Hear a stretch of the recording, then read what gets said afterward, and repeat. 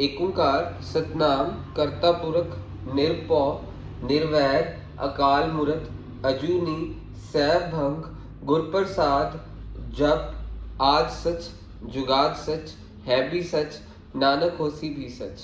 वाहिगुरु जी का खालसा वाहिगुरु जी की फतेह। Dear students, in this video I am going to cover very important question of rectification of errors. Before solving this question, just pause your video. After pausing the video, you have to note down this question in your notebook. After noting down this question, you have to again play on the video. So now we are going to solve this question. So अब question को पहले आप पहली entry देखिए। Means इस जब भी rectification वाला क्वेश्चन आ जाए आपको करेक्ट रॉन्ग रेक्टिफाइंग एंट्री डालनी है। सो पहला पार्ट देखिए क्या कह रहे हैं। A builder's bill for 50,000 for creation of small cycle shed was debited to repairs account. Means पहले पार्ट की करेक्ट एंट्री क्या होगी, हमने बिल्डर ने ना यानी एक साइकिल शेड क्रिएट करा, साइकिल शेड बनाया और साइकिल शेड बनाने का वो जो खर्चा है उसने रिपेयर्स अकाउंट में डाल दिया। साइकिल शेड है तो बिल्डिंग का ही हिस्सा ना, तो इसकी एंट्री क्या होनी थी, करेक्ट एंट्री क्या होनी चाहिए थी, correct entry must have been building account debit to cash. ये करेक्ट एंट्री होनी चाहिए थी। साइकिल शेड है तो बिल्डिंग का ही हिस्सा, building account debit to cash, ये करेक्ट एंट्री होनी चाहिए थी। 50,000 50,000 पर हो क्या गया गलती से, इसको हमने कहां पे डाल दिया, रिपेयर्स अकाउंट में डाल दिया। मींस रॉन्ग एंट्री क्या डाल दी, रिपेयर्स टू कैश। गलती से इसकी entry repairs account debit to cash कर दिया। Means 50,000 50,000 repairs to cash. Cash में कोई गलती है, नो, कैश में कोई गलती नहीं है। तो कैश के साथ कैश क्या कर जाएगा, कट जाएगा, कैश में तो कोई गलती नहीं है।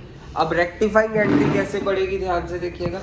रेक्टिफाइंग एंट्री अब पड़ेगी, मीन्स करेक्ट वाला वही रहता है पेपर में, मार्क्स ना करेक्ट के मार्क्स है ना रॉन्ग के मार्क्स है, मार्क्स सिर्फ रेक्टिफाइंग के। तो रेक्टिफाइंग एंट्री क्या होगी हमारी, बिल्डिंग वही रहेगी as it is. Building debit थी तो डेबिट ही रहेगी, बिल्डिंग अकाउंट डेबिट। ये रॉन्ग वाला उल्टा हो जाता है सीन। रॉन्ग यहाँ पे डेबिट है तो जो सा ये रिपेयर्स डेबिट है रॉन्ग में, तो रिपेयर्स क्रेडिट हो जाएगा। Building account debit to repairs account 50,000 50,000। ये क्वेश्चन खत्म, पहला पार्ट खत्म हो गया। अब सेकंड पार्ट देखें। सेकंड पार्ट में आपको बोला है bills of exchange. Second part देखिएगा। Bills of exchange receive from Prateek for 25,000 returned by bank as dishonoured. जब भी बिल डिसऑनर होता है, आपको ये याद कराया बिल ऑफ एक्सचेंज चैप्टर में, हमेशा बिल डिसऑनर होता है तो डिसऑनर की एंट्री ड्रॉई डेबिट होता है। ड्रॉई कौन है यहाँ पे, प्रतीक। ड्रॉई डेबिट, प्रतीक डेबिट हो जाएगा। ड्रॉई डेबिट हमेशा होता है करेक्ट एंट्री में, प्रतीक डेबिट टू बिल किसके पास पड़ा था, बैंक के पास, तभी बैंक ने वापस करा।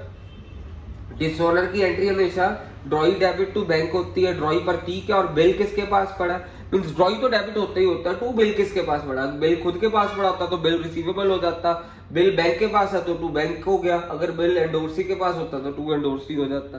पर ड्रॉई हमेशा ही डेबिट होता है डिसऑनर की एंट्री में।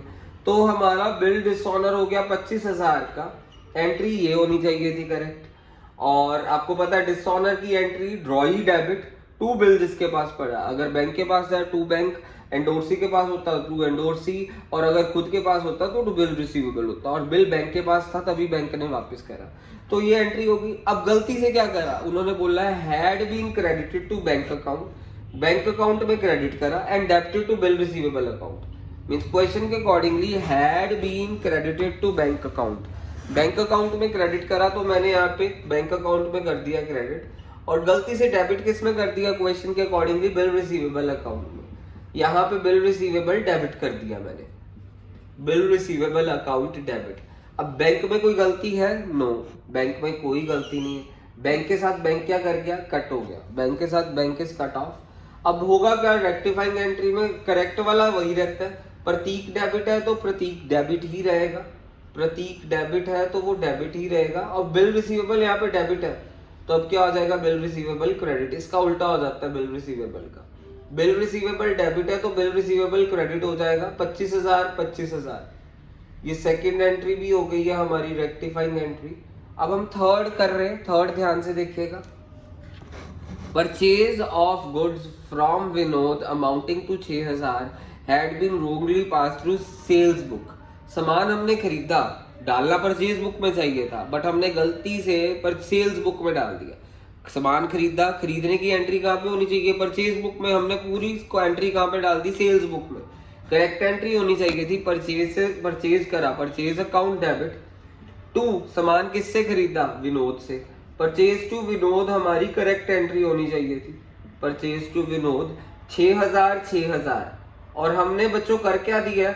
हमने गलती से सेल बुक्स में डाल दिया। तो हमने क्या कर दिया? Vinod to sales, Vinod account debit, Vinod debit, नाम के आगे अकाउंट नहीं लगता, Vinod account, Vinod debit to sales, हमने ये एंट्री डाल दी। सेल्स बुक में गलती से डाल दी, विनोद डेबिट टू सेल्स, गलती से ये एंट्री डाल दी है। अब रेक्टिफाइंग एंट्री क्या होगी? बच्चे गलती क्या करते हैं? विनोद को विनोद के साथ काट देते हैं। जैसे बैंक को बैंक के साथ काटा, कैश को कैश के साथ काटा, ऐसे विनोद को विनोद के साथ काट देंगे, वो गलत होंगे। क्यों? यहाँ पे विनोद डेबिट है, क्रेडिट है। या तो दोनों डेबिट होते विनोद तो वो कट जाते, या दोनों क्रेडिट होते तो भी कट जाते विनोद। एक चीज डेबिट है, क्रेडिट है, फिर नहीं कटेगी। मीन्स अगर यहाँ पे विनोद क्रेडिट होता तो भी कट जाता, यहाँ पे विनोद डेबिट होता तो भी विनोद के साथ विनोद कट जाता, पर एक डेबिट है, क्रेडिट है, फिर नहीं हम काट सकते हैं। करेक्ट वाली वही रहेगा सीन। करेक्ट वाला सीन क्या रहेगा? Purchase debit. करेक्ट वाला सीन वही रहेगा, purchase debit to Vinod. Correct वाला सीन वही रहेगा। करेक्ट का हम वैसे ही रहने देते हैं, रेक्टिफाइंग में परचेज टू विनोद, और हम रॉन्ग का उल्टा कर देते हैं। यहाँ पे सेल्स क्रेडिट है तो सेल्स क्या हो जाएंगे? इधर रेक्टिफाइंग में डेबिट। रॉन्ग का हम उल्टा कर देते हैं, सेल्स अकाउंट डेबिट, और विनोद यहाँ पे डेबिट है तो अब उल्टा कर देंगे टू विनोद, इसका उल्टा कर देते हैं हम। और हमारे पास यहाँ पे कितना आ गया? 6000, यहाँ पे भी कितना आ गया? 6000, और यहाँ पे भी 6000। अब बेटर पता क्या रहेगा? विनोद को दो बारी लिखने की बजाय आप एक बारी लिख दे, टू विनोद 12000, ठीक है? तो दो बारी लिखने की बजाय टू विनोद 12000, वो मैंने आपको समझाने के लिए वैसा करा था। हमारे पास था क्या? इसकी रेक्टिफाइंग एंट्री करेक्ट वाली वही रहती है, परचेज अकाउंट डेबिट रह गया, परचेज अकाउंट डेबिट हो गया, और टू विनोद हो गया। रॉन्ग वाली का क्या हो जाता? उल्टा। यहाँ पे सेल्स क्रेडिट है तो सेल्स क्या हो जाएंगे? डेबिट। सेल्स अकाउंट डेबिट हो गया, और यहाँ पे विनोद डेबिट है तो यहाँ पे क्या हो गया? विनोद क्रेडिट हो गया। यहाँ पे 6000, यहाँ पे भी 6000। यहाँ पे अलग अलग 6000 लिखने के बजाय एक ही बारी में हम 12000 लिख दे तो ज्यादा बढ़िया है ना। टू विनोद 12000 लिख दो बस, टू विनोद 12000। तो ये हमारी थर्ड रेक्टिफाइंग एंट्री भी हो गई है। अब फोर्थ रेक्टिफाइंग एंट्री को ध्यान से देखिएगा। Fourth rectifying entry, amount of 3600 due from वृद्धा which had been previously written off as bad debt was unexpectedly recovered and has been posted to personal account of Vridha, has been posted to personal account of Vridha। ये question है तो इसकी जरा ध्यान से देखिएगा। डूबा हुआ पैसा अचानक जी आ गया, इनकी एंट्री की होती है कैश अकाउंट डेबिट। डुब्बा हुआ पैसा जो अचानक जे आज में ना उनकी एंट्री होती cash account debit to bad debt recovered. डुब्बा हुआ पैसा आ गया, cash account debit to bad debt recovered account. So ये करेक्ट एंट्री होनी चाहिए थी 3600 बट असी गलती नाल की लिख दिता, उनके पर्सनल अकाउंट्स पाता। लिखना की सीगा टू बैड डेट रिकवर्ड, असी की लिखता to Vriddha. So cash account debit to Vriddha लिखता, लिखना किसी टू बैड डेट रिकवर्ड। नलैक अकाउंटेंट ने वृद्धा लिख दिता, टू वृद्धा 3600। हुन कैश दे नाल तां कैश कट जाएगा क्योंकि कैश इत्थे भी डेबिट है, इत्थे भी डेबिट है। मींस रेक्टिफाइंग च इह इदां ही रहेगा, टू बैड डेट रिकवर्ड इंदा पुट्ठा हो जाएगा, वृद्धा डेबिट हो जाएगी, वृद्धा will be debited and bad debt recovered credit है, ये क्रेडिट ही रहूगा। करेक्ट वाला वही रहता है, रॉन्ग वाला पुट्ठा हो जाता है। टू बैड डेट रिकवर्ड है, टू बैड डेट रिकवर्ड ही रहेगा एंड इनका उल्टा हो जाता 3600।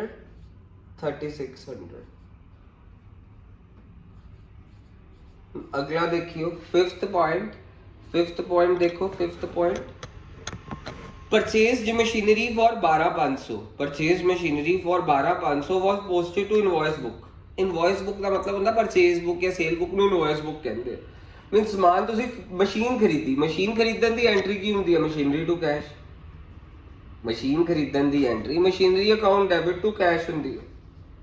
ਬਟ ਅਸੀਂ ਗਲਤੀ ਨਾਲ ਕੀ ਲਿਖਦਾ, ਇਹਨੂੰ ਇਨਵॉइस ਬੁੱਕ ਚ ਪਾਤਾ, ਮੀਨਸ ਪਰਚੇਜ਼ ਬੁੱਕ ਚ ਪਾਤਾ, ਮੀਨਸ ਪਰਚੇਜ਼ ਟੂ ਕੈਸ਼ ਲਿਖਤਾ।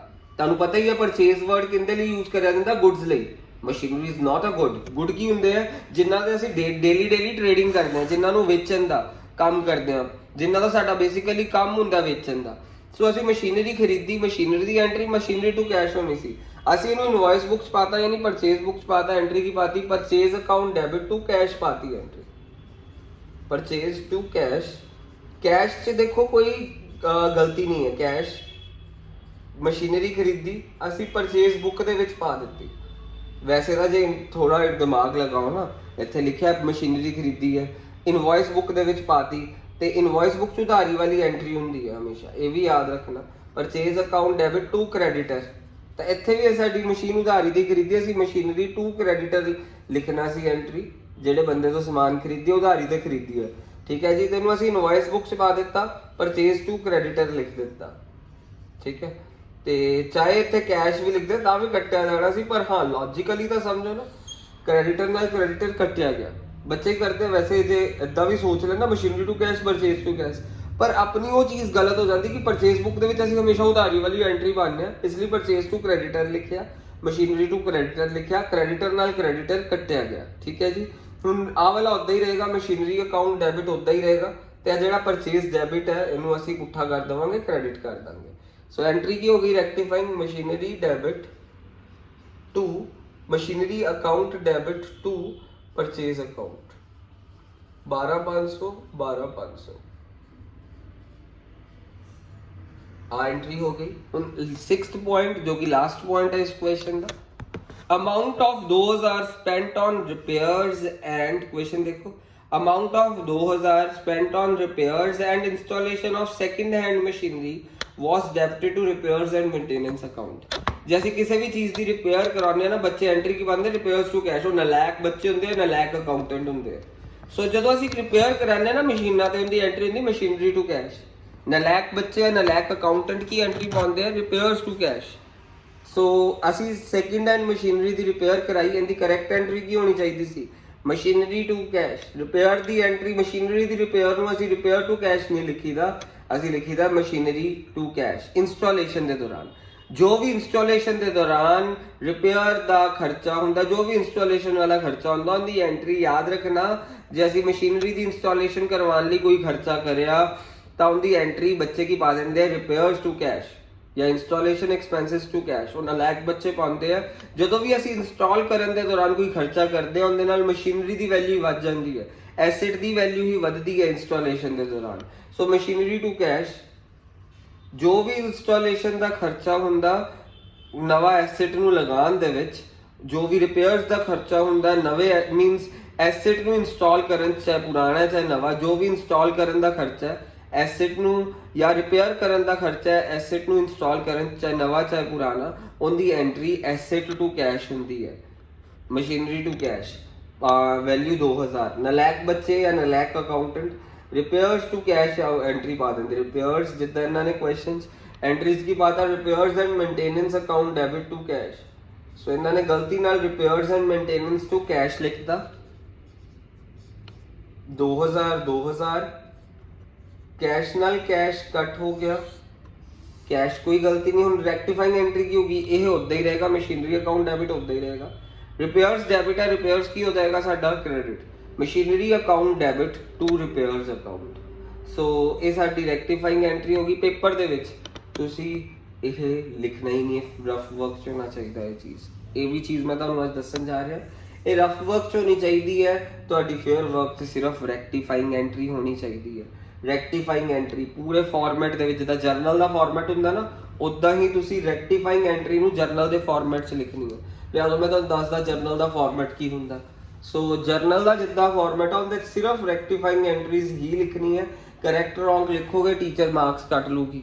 ਸੋ ਉਹ ਤੁਸੀਂ ਕਰੈਕਟ ਰੋਂਗ ਰਫ ਵਰਕ ਦੇ ਵਿੱਚ ਲਿਖਣੀ ਹੈ। ਹੈਡਿੰਗ ਲਿਖਣੀ ਹੈ ਜਰਨਲ ਆਫ, ਜਿੱਦਾਂ ਜਿਹੜੀ ਵੀ ਕੰਪਨੀ ਹੈ ABC limited, as on date ਵੀ ਲਿਖ ਦੇਣੀ ਹੈ ਜਾਂ ਜਰਨਲ ਹੀ ਲਿਖ ਦੋ ਬਸ ਹੈਡਿੰਗ ਇਹਦੇ ਵਿੱਚ। ਫਾਰਮੈਟ ਕੀ ਰਹੇਗਾ, ਡੇਟ ਪਾਰਟਿਕੂਲਰਸ, ਇੱਥੇ ਡੇਟ ਲਿਖਾਂਗੇ ਡੇਟ, ਫਿਰ ਇੱਥੇ ਲਿਖਾਂਗੇ ਪਾਰਟਿਕੂਲਰਸ, ਫਿਰ ਲਿਖਾਂਗੇ ਲੈਜਰ ਫੋਲੀਓ, ਫਿਰ ਲਿਖਾਂਗੇ ਡੈਬਿਟ, ਫਿਰ ਲਿਖਾਂਗੇ ਕ੍ਰੈਡਿਟ। ਪੂਰੇ ਫਾਰਮੈਟ ਸਿਰਫ ਰੈਕਟੀਫਾਈਂਗ ਐਂਟਰੀ ਹੋਣੀ ਚਾਹੀਦੀ ਤਾਂ ਮਾਰਕਸ ਮਿਲਣੇ ਨੇ। ਸੋ ਜਿੱਦਾਂ ਵਾਲੀ ਰੈਕਟੀਫਾਈਂਗ ਐਂਟਰੀ ਨੂੰ ਤੁਸੀਂ ਇੱਥੇ ਲਿਖ ਦੇਣਾ, ਜਿਹੜੀ ਡੇਟ ਜਾਂ ਨੰਬਰ, ਜੇ ਤੁਹਾਨੂੰ ਡੇਟ ਨਹੀਂ ਦਿੱਤੀ ਤਾਂ ਫਸਟ ਐਂਟਰੀ ਹੈ, ਡੇਟ ਦੇ ਵਿੱਚ ਐਂਟਰੀ ਨੰਬਰ 1 ਇਦਾਂ ਲਿਖ ਕੇ ਐਂਡ ਬਿਲਡਿੰਗ ਟੂ ਰਿਪੇਅਰਸ ਪਾ ਦੇਣਾ, building account debit, building account debit to repairs ਲਿਖ ਦੇਣਾ। ਤੇ ਇਹਦੀ ਚ ਵੈਲਿਊ ਕਿੰਨੀ ਆਏਗੀ ਦੇਖੋ, 50,000 50,000, ਡੈਬਿਟ ਚ 50,000, ਕ੍ਰੈਡਿਟ ਚ ਵੀ 50,000। ਫਿਰ ਇੱਥੇ ਕੀ ਲਿਖਣਾ, ਇੱਥੇ ਆਪਾਂ ਨਰੇਸ਼ਨ ਬ੍ਰੈਕਟਸ ਚ ਪਾਣੀ ਹੈ ਬੀਇੰਗ। ਹੁਣ ਬੀਇੰਗ ਲਿਖ ਕੇ ਨਰੇਸ਼ਨ ਤੁਹਾਡੀ ਇਹ ਨਹੀਂ ਕਿ ਕੋਈ ਨਰੇਸ਼ਨ ਪਰਫੈਕਟ ਹੋਣੀ ਚਾਹੀਦੀ, ਨਹੀਂ, ਜੋ ਤੁਹਾਡਾ ਲਿਖਿਆ ਹੋਇਆ ਨਾ question the statement, being builders bill for 50,000, ਉਹੀ ਲਿਖ ਦੇਣਾ, being builders bill, being builders bill for 50,000 for creation of cycle head was debited to repairs account now rectified, means ਉਹ ਸਾਰੀ ਸਟੇਟਮੈਂਟ ਲਿਖਣ ਤੋਂ ਬਾਅਦ ਨਾਲ ਕੀ ਲਿਖ ਦੇਣਾ, now rectified। ਬਸ ਆ ਚੀਜ਼ ਹੈ, ਇਹ ਨਰੇਸ਼ਨ ਹੈ। ਕਈ ਨਲਾਇਕ ਬੱਚਿਆਂ ਨੂੰ ਨਰੇਸ਼ਨ ਵੀ ਨਹੀਂ ਪਾਉਣੀ ਆਉਂਦੀ, ਸੋ ਤੁਸੀਂ ਸਿਰਫ ਤੁਹਾਨੂੰ ਦੱਸਿਆ ਸਾਰੀਆਂ ਐਂਟਰੀਆਂ ਇਸੇ ਫਾਰਮੈਟ 'ਚ ਪਾ ਦੇਣੀ, ਰੈਕਟੀਫਾਈਂਗ ਐਂਟਰੀ ਬਸ।